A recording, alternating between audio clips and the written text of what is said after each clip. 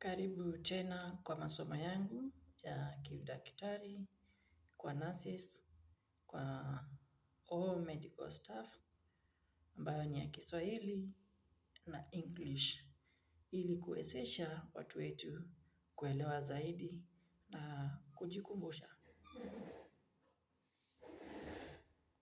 Ningependa tuzungumzie endocrinology cheat sheet.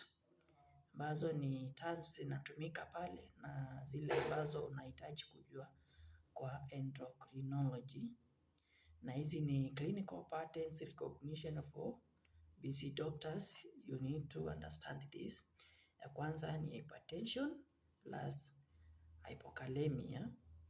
Ukiona hiyo fikiria Conn's syndrome. Ukipata hyponatremia plus hyperkalemia, hypotension, hyperpigmentation, fikiria Addison disease. Ukipata hypertension, episodic headache, sweating, palpitation, hiyo fikiria pheochromocytoma.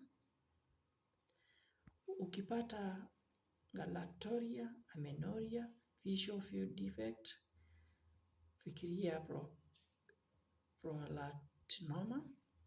Ukipata polyuria, high serum osmolality na low urine osmolality, fikiria diabetes insipidus.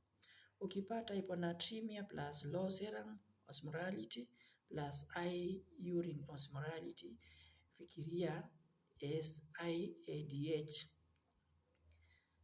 Symptoms of inappropriate antidiuretic hormone. Syndrome of inappropriate antidiuretic hormone. Ukipatana na young patient mwenye ako na diabetes na normal BMI plus strong family history, fikiria moody. Ukipatana na hypoglycemia ikiwa na high insulin plus high C-peptide, fikiria insulinoma. Ukipatana na enlarged hands or jaw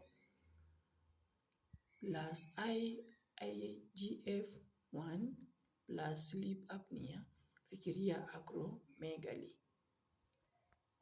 Ukipatana na weight loss, heat intolerance, eye signs plus IT3, T4 plus low TSH, fikiria Graves' disease. Hypocalcemia due to hypoparathyroidism. Ukipatana na post-thyroidectomy tetany